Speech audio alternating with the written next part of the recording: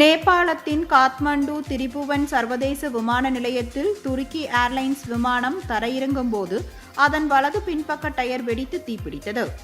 இஸ்தான்புல்லிலிருந்து வந்த விமானத்தில் 278 பயணிகள் மற்றும் 11 பணியாளர்கள் பாதுகாப்பாக வெளியேற்றப்பட்டனர்.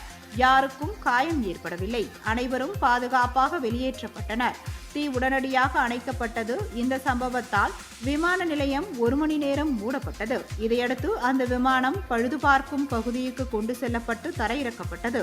தொழில்நுட்ப கோளாறு காரணமாக இந்த விபத்து ஏற்பட்டிருக்கலாம் என முதற்கட்ட தகவல்கள் தெரிவிக்கின்றன.